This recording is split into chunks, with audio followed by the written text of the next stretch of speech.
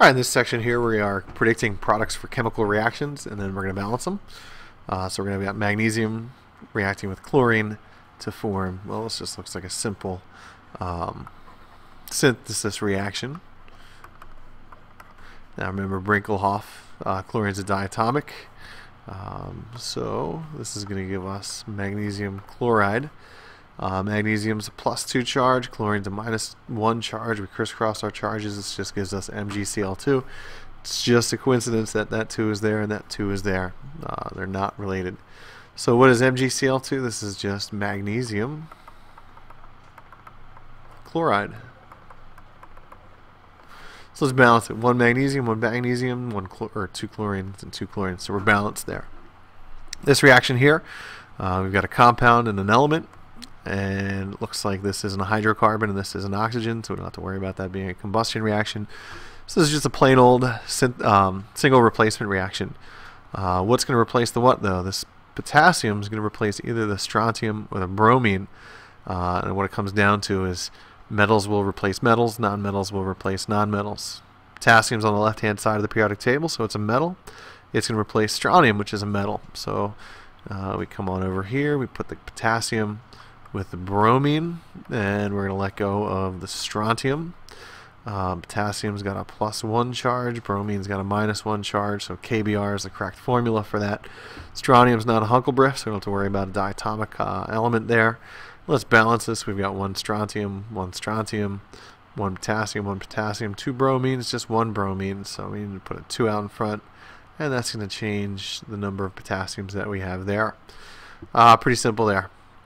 Take a look at this problem right here. Let's say a compound plus an element. We're tempted to think that single replacement. However, this compound is carbons and hydrogens. It's a hydrocarbon. So we have a hydrocarbon combining with oxygen. This is a telltale sign that we have a combustion reaction. And combustion reactions will always produce carbon dioxide and water. Or water and carbon dioxide. Doesn't matter which one you put first. So here we've got 1 carbon and there's 5 carbons over there, so let's put our 5 out in front. We have 12 hydrogens, so what times 2 will give you 12? Well, the answer is 6. So here this gives us 10 oxygens plus 6 oxygens gives us 16. 16 divided by 2 will give us an 8 out in front. So this is 1, 8, 5, and 6.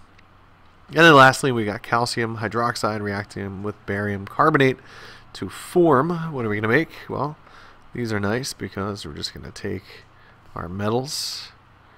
It would work if you just took your nonmetals. It doesn't matter. And we're going to swap them. So barium is going to be with hydroxide. And calcium is then going to be with carbonate.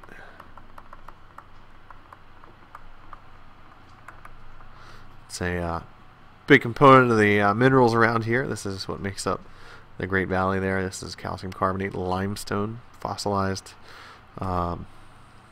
corals that have been buried and changed with heat and pressure. Alright, so let's write the formulas here. Calcium is Ca, hydroxide is OH. Calcium's got a +2 charge, hydroxide's got a -1 charge, so we need 2 of these to balance those out. We're going to react it with barium carbonate. Barium is Ba, carbonate is CO3. Barium is a +2 charge, carbonate's a -2 charge, so that's balanced. And then we're going to make barium hydroxide. Barium +2, hydroxide -1, so we need 2 hydroxides. And then calcium carbonate, CaCO3. Calcium's +2, carbonate's -2, so we're good there. Let's balance this. So we've got 1 calcium, 2 hydroxides, 2 hydroxides, 1 barium, 1 carbonate, 1 carbonate. We're balanced. Good. Excellent.